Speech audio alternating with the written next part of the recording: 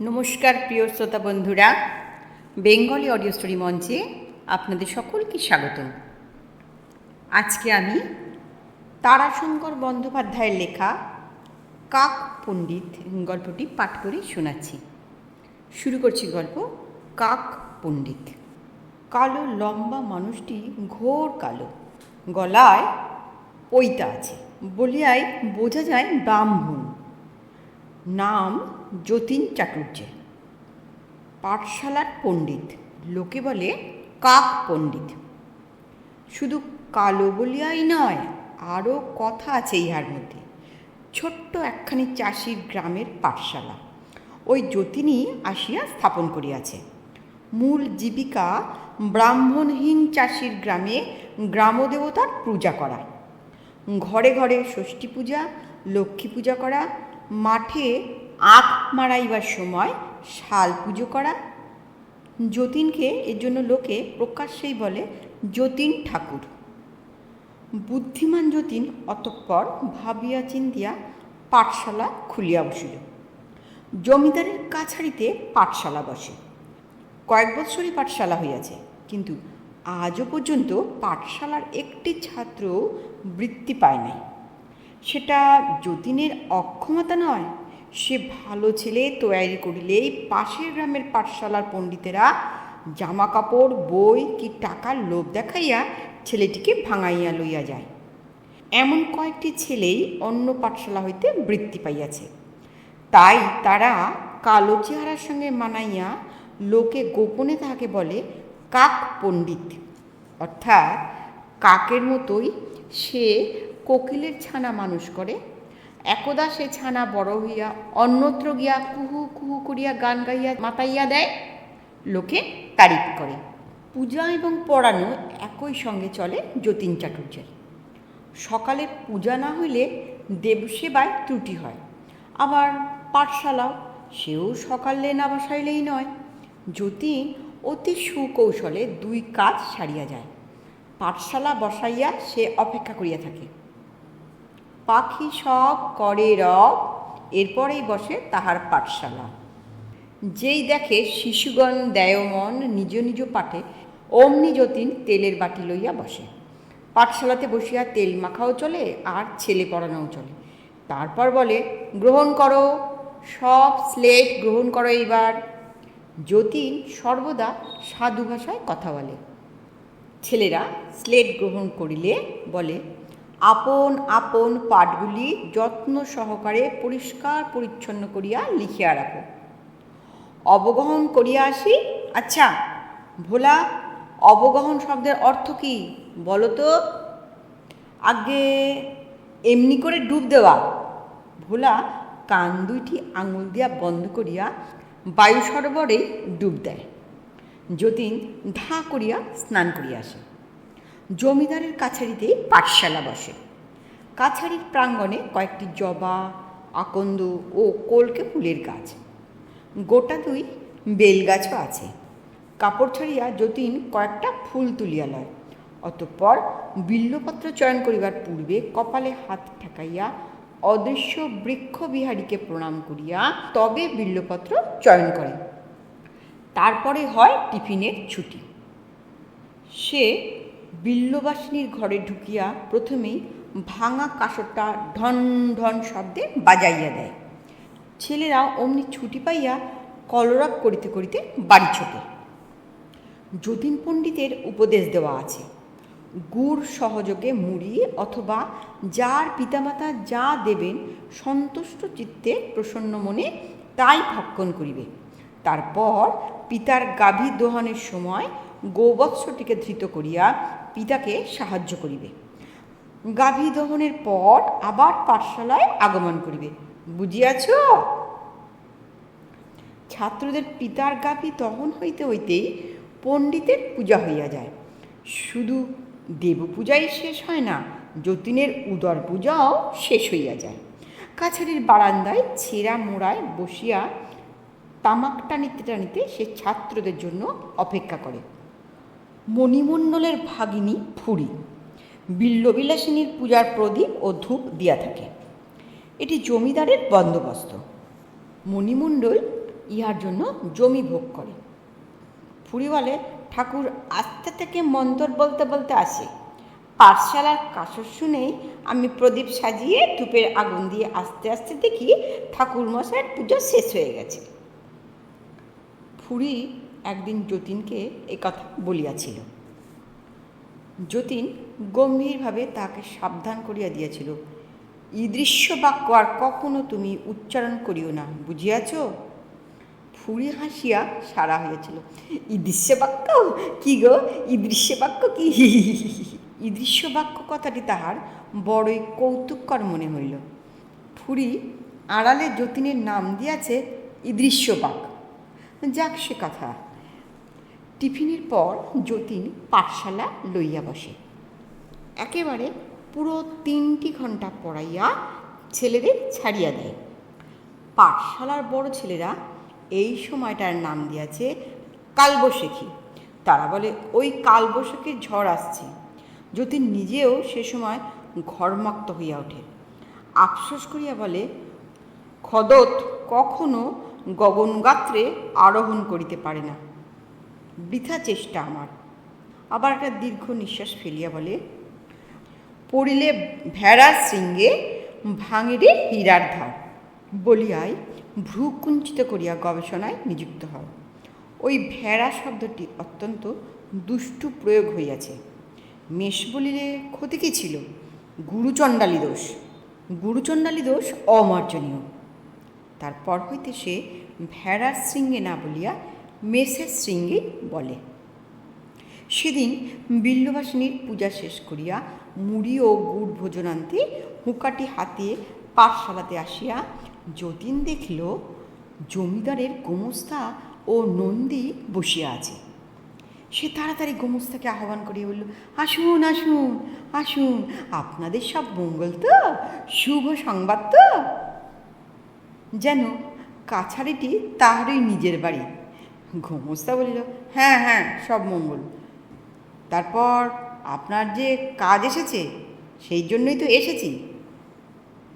কলকেটি গোমস্তার নিকট নামাইয়া দিয়া বলিল, কি কর্ম ব্যক্ত করুন। পোঁটলা হইতে ছোট হুকাটি বাহির করিতে করিতে গোমস্তা বলিল, বাবু আসছেন মহলে। যতীন বলল, আহ ভাগ্য, সুসংবাদ, সুপ্রভাত হয়েছে অদ্য। গ্রামের সৌভাগ্যের বিষয়, জমিদার, ভূস্বামী, রাজা ইত্যাদি ইত্যাদি বিশেষণ করিতে লাগিলেন।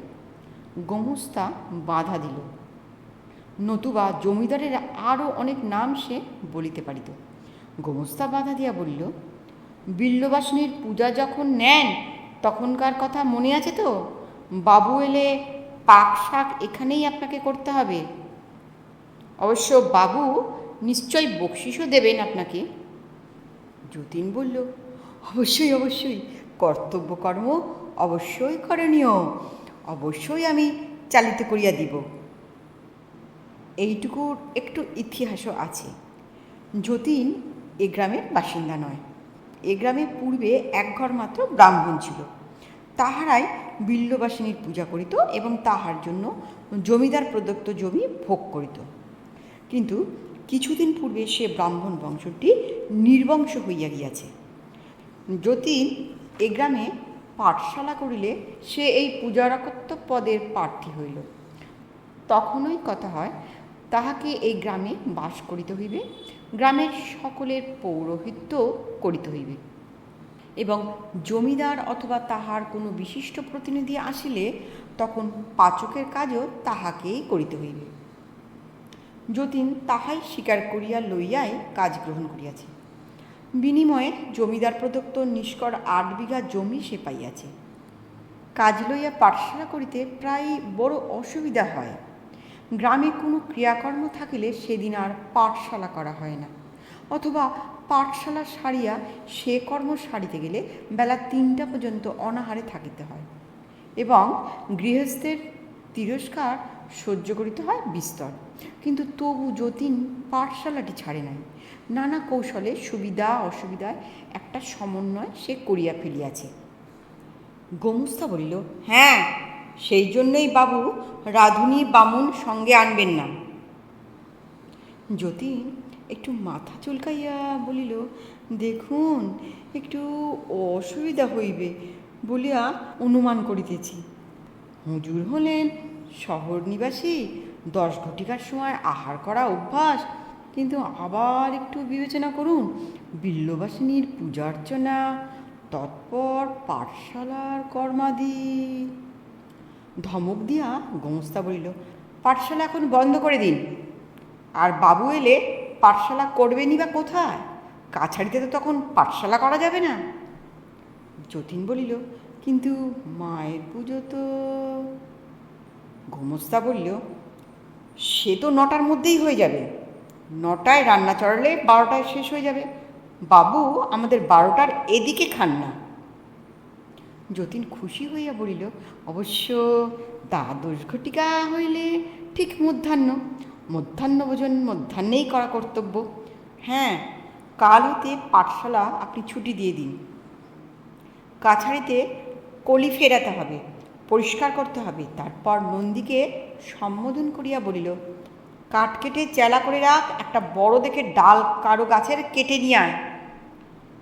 যতীন বলিল, হ্যাঁ বৎস, শাখাটি যেন বেশ শুষ্ক হয়, আর্দ্রকাষ্ঠ হইলে ধুমড়ে ধুমড়ে অন্ধ হয়ে যেতে হবে।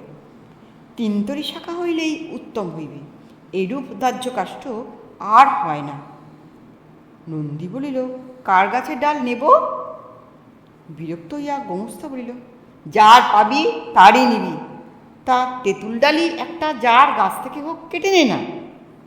যতীন জোর হাত করিয়া বলিল, এই সঙ্গে কয়েকটি বংশখণ্ড ছেদনের আদেশও যে ওকে দিতে হবে। গোমস্তা বলিল, আপনার মশাই কোন সময় কোন তান? কেন, বংশখণ্ড নিয়ে কী করবেন? ঘর তো ছাওয়ানো হয়ে গেছে। যতীন বলিল, আগে তোরণ নির্মাণ করিব, হুজুর যেদিন পদার্পণ করিবেন সেদিন পত্রপুষ্প দিয়া সুসজ্জিত করিব। গোমস্তা বলিল, তাই দিস রে, গোটা 8 বাঁশ কেটে ঠাকুরকে দিয়ে দিস। ছাত্ররা তখন সব আসিয়া গিয়াছে। তাহারা শুনিতে শুনিতে খুশি হইয়া উঠিল। ছুটি ছুটি, কালবৈশাখী হইতে কয়দিন অব্যাহতি পাওয়া যাইবে। যতীন এইবার ছেঁড়া মোড়াটিতে বসিয়া আরম্ভ করিল, ছকু, তুমি ভূস্বামী বানান করো তো। ছকু নির্ভুল উত্তর দিল, হরিচরণ, ভূস্বামী শব্দের অর্থ কী? হরিচরণ বলিতে পারিল না। হরিচরণের পরে একে একে সকল ছাত্রকেই প্রশ্ন করা হইল, কিন্তু কে উত্তর দিতে পারিল না। তখন যতীন বলিল, মরিরাম, তুমি এ প্রশ্নের উত্তর প্রদান করিতে পারিবে? মরিরাম বলিল, আজ্ঞে, বলিয়া সে যথাসম্ভব গুছাইয়া বিস্তৃতভাবে ভূস্বামী শব্দটির অর্থ ব্যাখ্যা করিল। যতীন খুশি হইয়া বলিল, আমার নিকটে আগমন করো। মরিরাম তাহার নিকটে আসিল। যতীন তাহার শীর্ণ দেহে হাত বুলাইয়া বলিল, উত্তম, যথার্থ উত্তর প্রদান করিয়াছ। তারপর সে ছেলেদের জমিদার কে এবং কি বুঝাইতে আরম্ভ করিল। ছেলেরা কালবৈশাখীর হাত এড়াইয়া জমিদারের দীর্ঘজীবন কামনা করিতেছিল। বক্তৃতার শেষে যতীন বলিল, আগামীকাল হইতে বিল্ববাসিনী মায়ের প্রাঙ্গণে ওই বৃক্ষছায়াতেই তোমাদের পাঠশালা চালিতে হইবে, এবং প্রাতঃকালের পরিবর্তে অপরাহ্ন 2 ঘটিকা হইতে 5 ঘটিকা পর্যন্ত চলিবে। ছেলেরা পাংশু মুখে উহার মুখের দিকে চাহিয়া রইল। মরিরাম ছেলেটি মৃদু স্বরে বলিল, আমাকে তাহলে কখন পড়াবে? মরিরামকে যতীন পৃথকভাবে পড়াইয়া থাকে। সে সময়টা ওই 2 ঘটিকা হইতে 4 ঘটিকা পর্যন্ত নির্দিষ্ট আছে। যতীন একটু চিন্তা করিয়া বলিল, তুমি বৎস অতি প্রত্যুষে আমার গৃহে আগমন করিবে। 6 ঘটিকা হইতে 8 ঘটিকা পর্যন্ত তোমার পাঠভ্যাস আমি করিয়া দিব। ছেলেটিও খুশি হইয়া চলিয়া গেল। জমিদার বাবুটি যদিও এ যুগের মানুষ এবং শিক্ষিত ব্যক্তি, তবুও তোরণদ্বার দিয়া প্রবেশ করিয়া তিনি ঈষৎ পুলকিত না হইয়া পারিলেন না। আবার কাছারিতে গিয়া একখানি টিনের চেয়ারে বসিতেই কতগুলো ছেলে আসিয়া ভূমিষ্ঠ হইয়া প্রণাম করিল। তারপরে সকলে সারি সারি দাঁড়াইয়া কাছারির দিকে স্থির দৃষ্টি নিবদ্ধ করিয়া সুর করিয়া আরম্ভ করিল, বারংবার প্রণিপাত চরণে তোমার, হে মহ তোমা মহিমান করুণা অপার। প্রজার পালনে তুমি রামের সমান, বিদ্যার সাগর তুমি জ্ঞানী গুণবান। এবার জমিদার বাবুটি হাসিয়া বলিলেন, বেশ বেশ বেশ, কে শেখালো এসব তোমাদের? যতীন আসিয়া হেঁট হইয়া নমস্কার করিয়া বলল, গে অধম, হুজুরের আশ্রিত ব্যক্তি। বিশাল মহিরুহে কত পশু পক্ষী কীট পতঙ্গ আশ্রয় গ্রহণ করে, বৃক্ষ সকলকে জ্ঞাত হয় না, অধীন তদনুরূপী এক কীট পতঙ্গ। গোমস্থা মুচকি হাসিয়া বলিল, উনি হলেন যতীন ঠাকুর, বিল্লবাসিনী মায়ের পূজা করেন আর পাঠশালায় পণ্ডিতি করেন। জমিদারবাবু নমস্কার করিয়া বলিলেন, বেশ বেশ, আপনি তাহলে পণ্ডিত মশাই, বাহ বাহ বাহ, আপনার কথাগুলি তো বড় চমৎকার, সুন্দর শুদ্ধ, বাহ বেশ বেশ।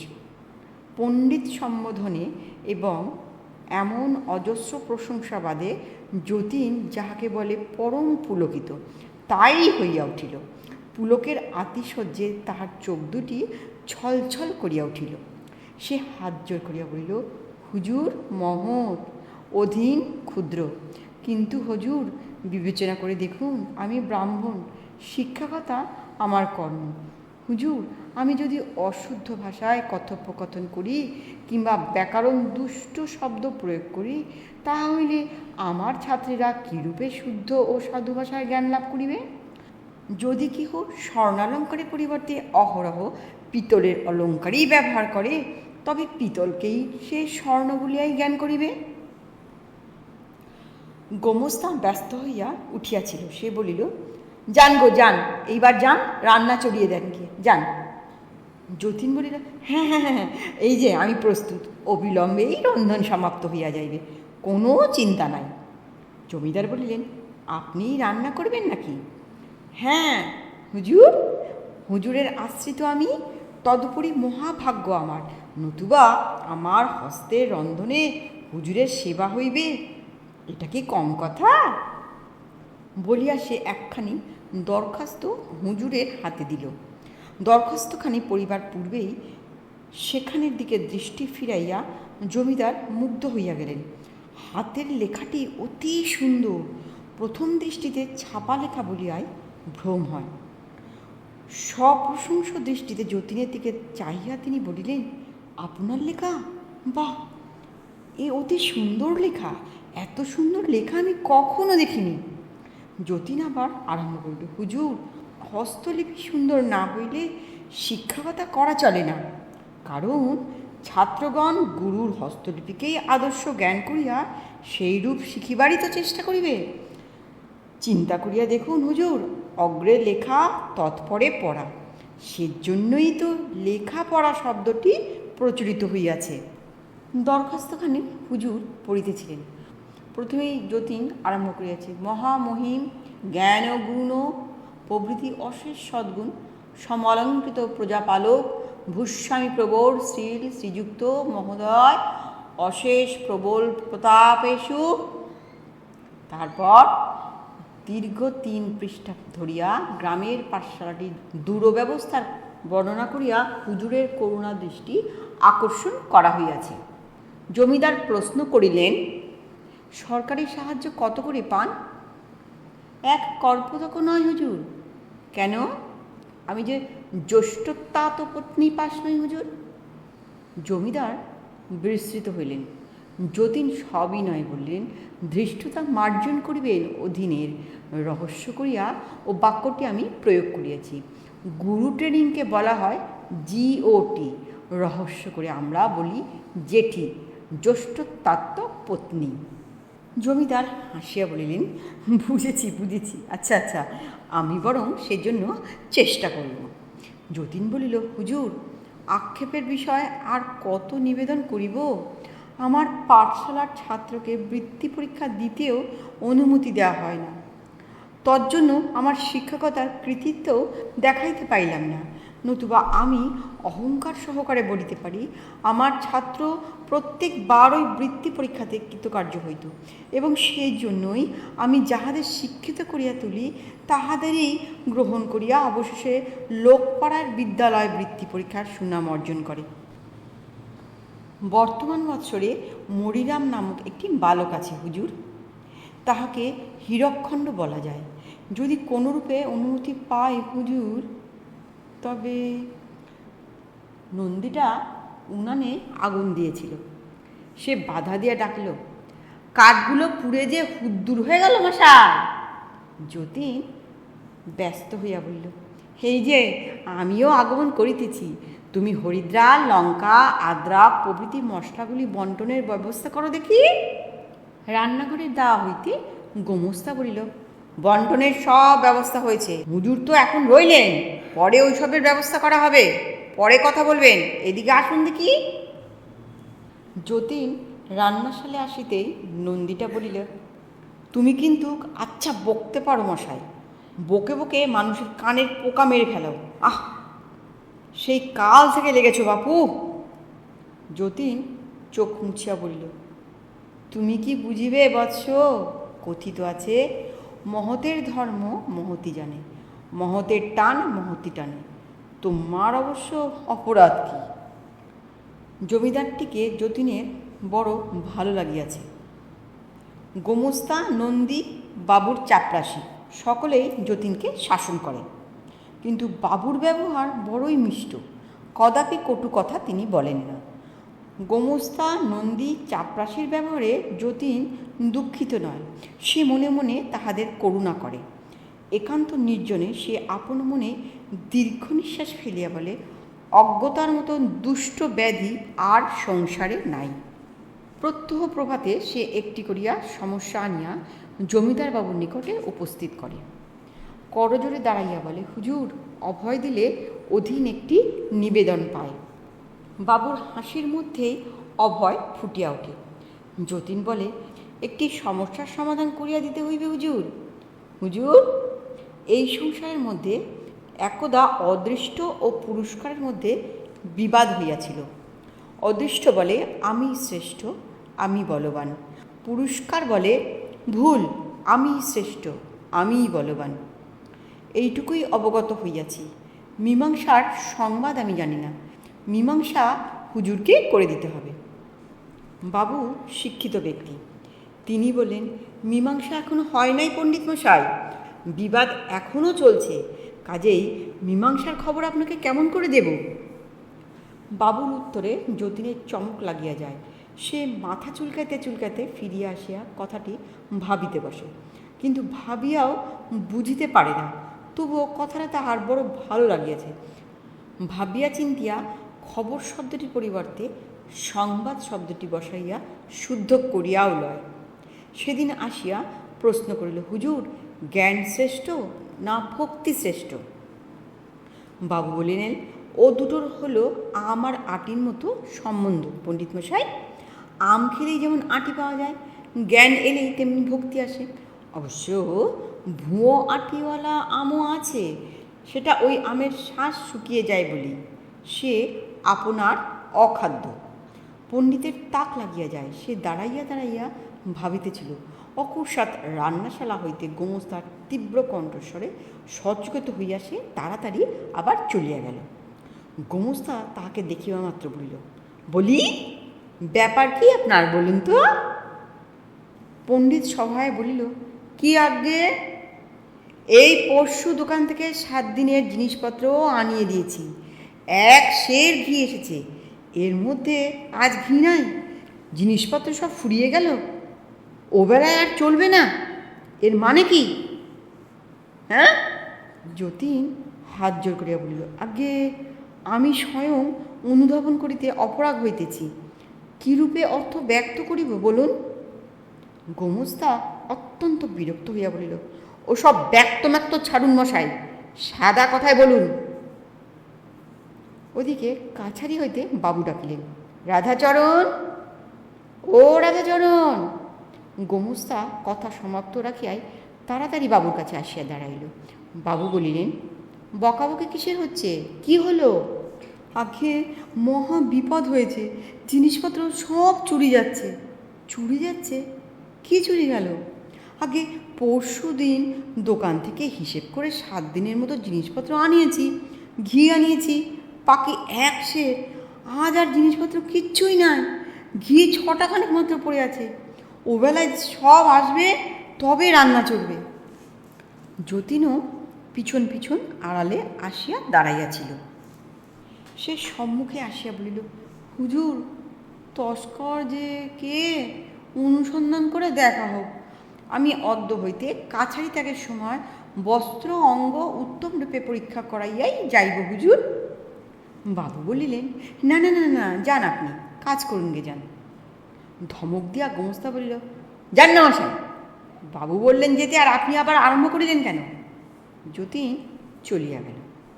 গোমস্তা বলিল, হয় ও নয় ওই নন্দী পেটার কাজ।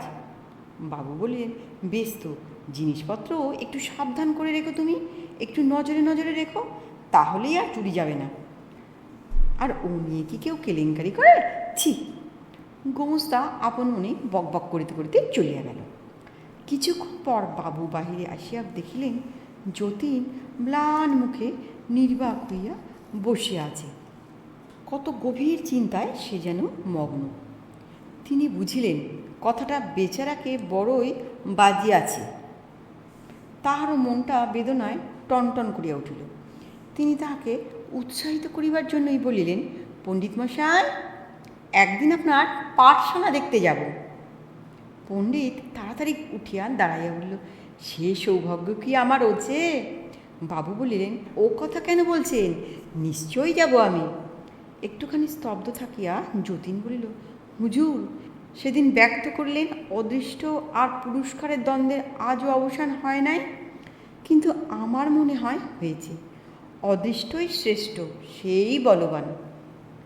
বাবু যতীনের এই আকস্মিক উক্তির হেতু বুঝিয়াছিলেন, তাই একান্ত আন্তরিকতাপূর্ণ কণ্ঠস্বরে বলেন, না না না না না, ও সব কিছু মনে করবেন না আপনি।